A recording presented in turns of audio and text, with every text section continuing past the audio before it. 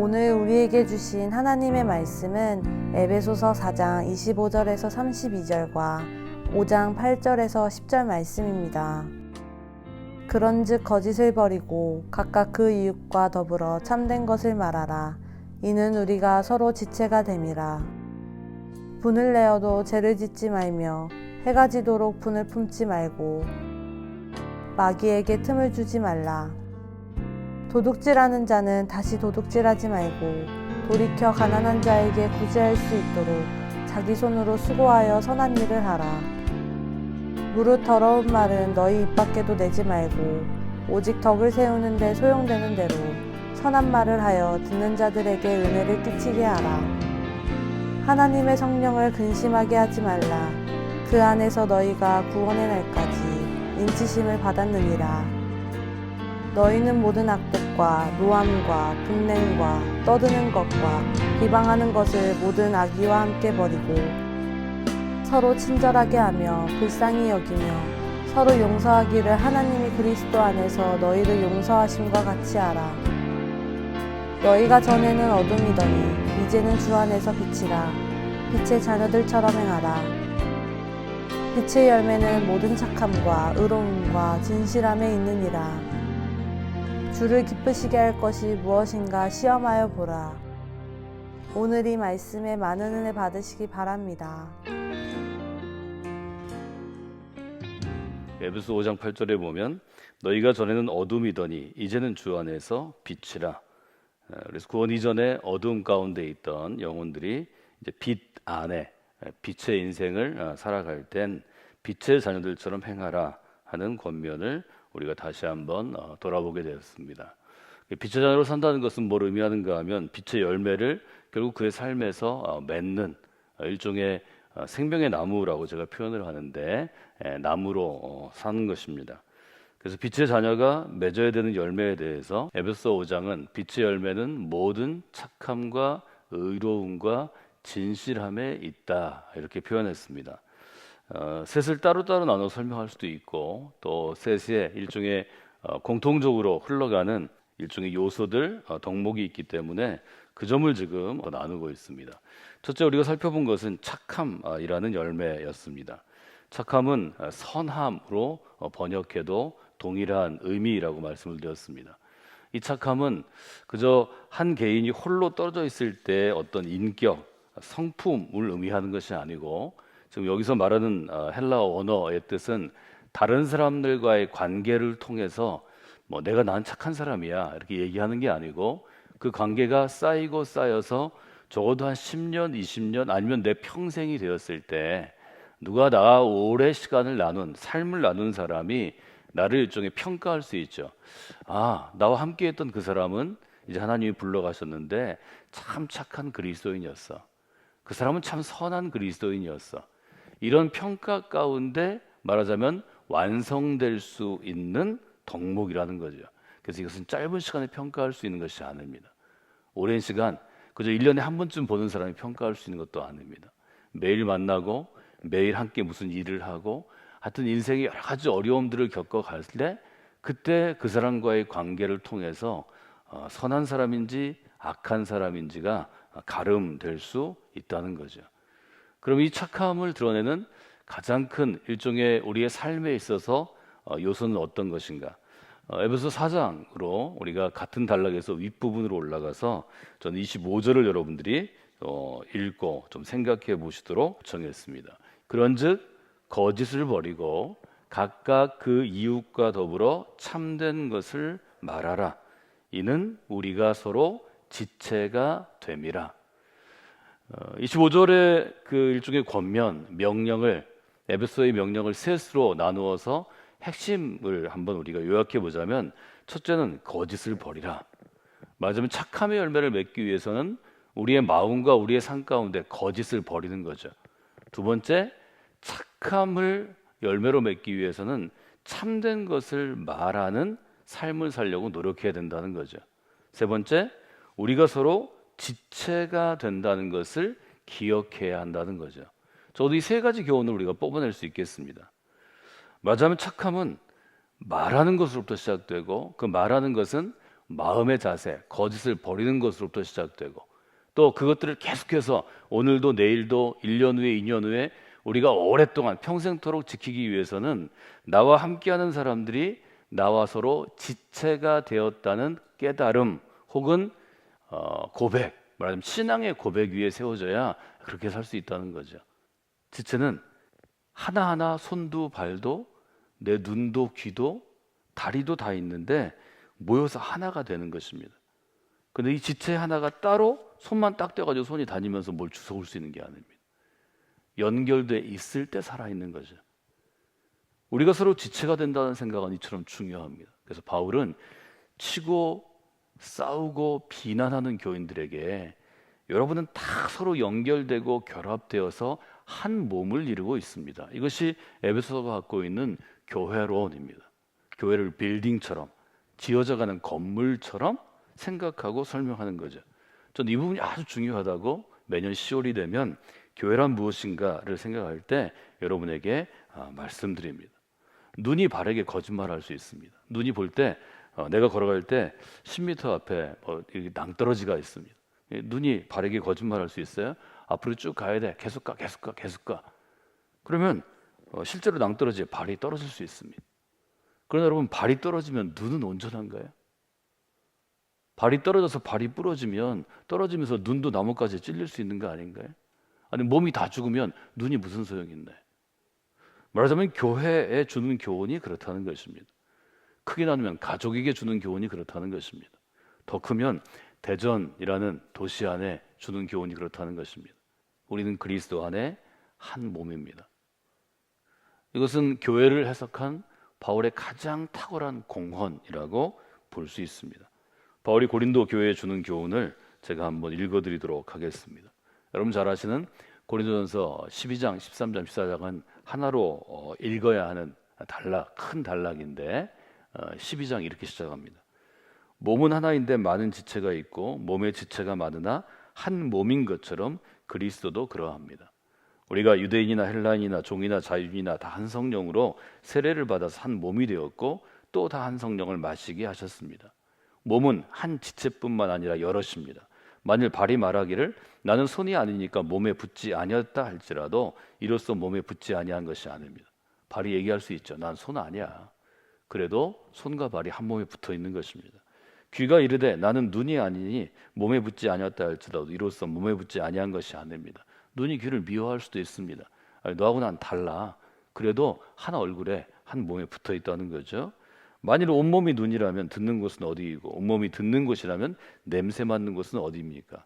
그러나 이제 하나님이 그 원하시는 대로 지체를 각각 몸에 두셨으니 만일 다 한 지체뿐이면 몸은 어디일까요? 이제 지체는 많으나 몸은 하나입니다.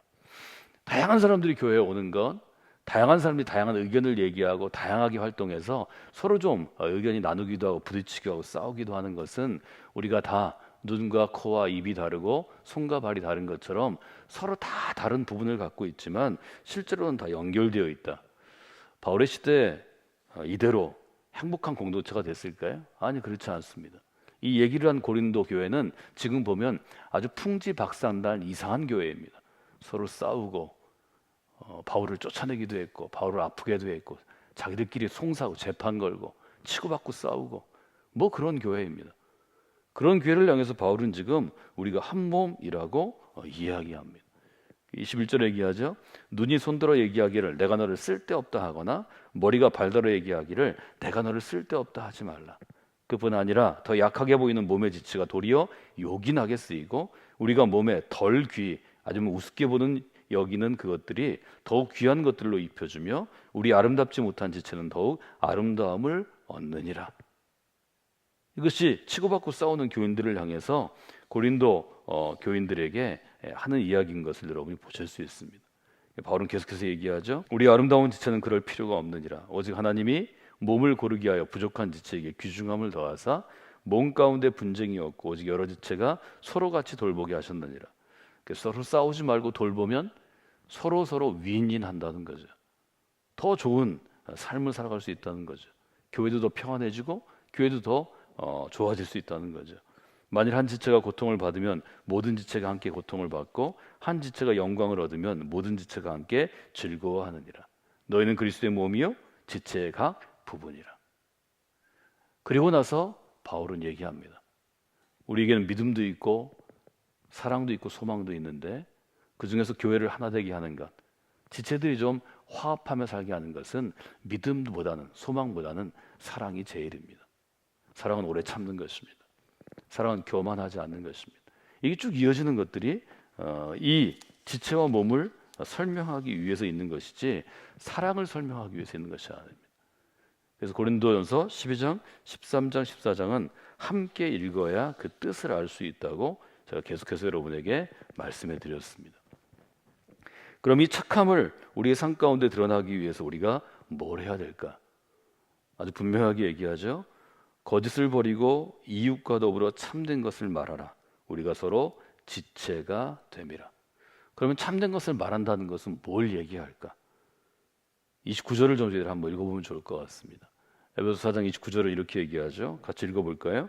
무릇 더러운 말은 너희 입 밖에도 내지 말고 오직 덕을 세우는데 소용되는 대로 선한 말을 하여 듣는 자들에게 은혜를 끼치게 하라. 세 가지를 얘기할 수 있을 것 같습니다. 우리가 좀 착함이 우리 안에 자리 잡게 하기 위해서 우리가 처음 우리의 삶에 적용하자면, 첫째는 덕을 세우는 말을 하는 것입니다. 두 번째는 선한 말을 하는 것입니다. 세 번째는 은혜를 끼치는 말을 하는 것입니다. 덕을 세우는 말을 하라. 이것은 바울이 교회 안에서 모든 교인들에게, 특별히 리더들에게 계속해서 강조하는 말입니다. 덕을 세우는 말이 있다는 것은 바꾸어 얘기하면 해를 끼치는 말이 있다는 것입니다. 우리가 하는 말 중에, 우리가 신앙생활 중에 우리가 여러 말들을 모든 곳에서 다 하지만 특별히 교회 안에서 성도들을 대하거나 목회자들을 대하거나 또 우리가 교회에 대해서 교회 밖의 사람하고 얘기할 때 덕을 세우는 말이 있고 덕을 무너뜨리는 말이 있다는 거죠. 즉 해를 끼치는 말이 있다는 거죠. 여러분 이것을 잘 분별하시고 아침에 하루를 시작하실 때마다 기도하시면 좋을 것 같습니다. 하나님, 제가 오늘 덕을 세우는 하루가 되기를 원합니다. 시편은, 잠언은, 전도서는 입술에 파수꾼을 두라고 우리에게 요구합니다. 제가 다 인용하지 않지만 야고보서는 혀가, 입술이 얼마나 중요한지 우리에게 얘기해 줍니다. 왜 입술에 파수꾼을 두려고 했을까요? 사람은 말로 한 사람을 세우기도 하고 한 사람을 좌절하고 낙심하고 죽이기도 하기 때문입니다. 덕을 세우는 말과 해를 끼치는 말은 매우 중요합니다. 그래서 덕을 세우는 말은 전 첫째로 교회를 건강하게 세우는 말이라, 이렇게 여러분들이 기억하시면 좋을 것 같습니다. 그리스도인 하는 말 중에 덕을 세우는 말은 교회를 건강하게 세우는 말입니다. 로마서에서 보면 바울 사도가 이런 얘기를 합니다. 그들의 목구멍은 열린 무덤이요 그들의 혀로는 속임을 일삼고 그 입술에는 독사의 독이 있다, 이렇게 표현합니다. 그 입에는 저주와 악독이 가득하고 그 발은 피 흘리는데 빠른지라. 그리스도인 삶에서, 교회에서 왜 거짓말을 하지 않고 왜 참되지 않은 사람이 되는 것, 그래서 참된 사람이 되려고 노력해야 하는지를 우리에게 보여줍니다. 덕을 세우는 말은 말하자면 독이 없는 말입니다. 덕을 끼치지 못하고 해를 끼치는 말은 독이 있는 말입니다. 독은 어떤 역할을 하나요? 사람을 죽이는 역할을 합니다. 생명, 살아있는 것을 죽이는 것을 우리가 독이라고 표현합니다. 그래서 이 독사라고 쓰여 있는 헬라어의 원형은 사막에 사는, 이집트 사막에 사는 아주 독을 가진 코브라를 의미한다, 이렇게 되게 해석합니다. 그래서 로마서는 거짓말을 해서 나 자신 스스로를 죽이고 그 말을 듣는 성도를 죽이고 거짓말의 대상이 되는 성도를 죽이는 것은 교회 공동체를 죽이는 독을 내뿜는 독사와 같은 것이다 라고 분명하게 이야기하는 것입니다. 여러분 새벽에 기도하실 때마다 여러분 자신을 위해서 기도하셔야 합니다. 하나님, 제가 오늘 덕을 세우는 하루가 되게 하여 주시옵소서. 여러분 성도들을 위해 기도하셔야 합니다. 어떤 한 사람을 마음속에 두지 마시고, 우리 교회 안에 수많은 성도들이 있습니다. 이들이 잘못 생각해서 혹 악한 것에 마음을 빼앗겨서 독을 내뿜는 독사로 쓰임받지 않기를 원합니다. 누구나 독을 내뿜을 수 있습니다. 그 독에 누구나 당할 수 있습니다. 로마서도 여러분이 기억하시고 덕을 세우는 말도 여러분이 기억하시면 좋을 것 같습니다. 저는 언제나 여러분에게 우리가 지금 믿고 고백하는 그리스도 신앙은 생명을 살리는 능력이 있다고 도전해 왔습니다. 저는 이것을 믿습니다. 예수 그리스도 안에 우리가 거하면 우리는 생명을 살리는 사람으로 쓰임 받을 수 있습니다. 여러분이 그런 분들이 되시기를 원합니다. 여러분 생명을 죽이는 독이 돼서는 안 됩니다. 이런 점을 여러분이 보셔야 하고, 이런 점들은 우리가 하나님 앞에 온전히 서서 온전히 매달려서 함께 기도하고 하나님의 은혜를 구하지 않으면 일은 참 어려운 일이다, 이런 생각을 합니다. 덕을 세우는 말을 하라 하는 것은 듣는 사람에게 은혜를 끼치게 하라 하는 것과 사실은 서로 통하는 부분이 있습니다. 덕을 세운다는 것은 곧 은혜를 끼치는 것입니다. 그리스도는 어떤 사람인가요? 하나님의 은혜를 옷 입은 사람이라 빛의 자녀를 설명할 때 우리가 그러겠습니다. 옛사람을 벗어버리고 새 사람을 옷 입는데 이것이 바로 은혜를 옷 입는 사람이 되는 것입니다. 덕을 세우는 사람, 또 덕을 세우는 말을 하는 사람은 듣는 사람에게 은혜에 끼치게 되어 있습니다. 우리 모두는 하나님의 은혜를 받은 사람들이고 오늘도 충만히 받아야 살 수 있는 사람입니다. 여러분, 은혜의 통로가 되는 가장 귀한 길은 듣는 이들에게 은혜 끼치는 말을 하는 것입니다. 두 가지 제가 말씀드렸습니다. 착함의 열매를 맺기 위해서 특별히 우리의 삶으로부터 시작하자면 오늘 하루 여러분 덕을 세우는 말을 통해서 교회를 세우고 성도를 세우시기 바랍니다. 은혜 끼치는 말을 통해서 여러분들이 하나님의 은혜를 끼치는 은혜의 통로가 되시기를 원합니다.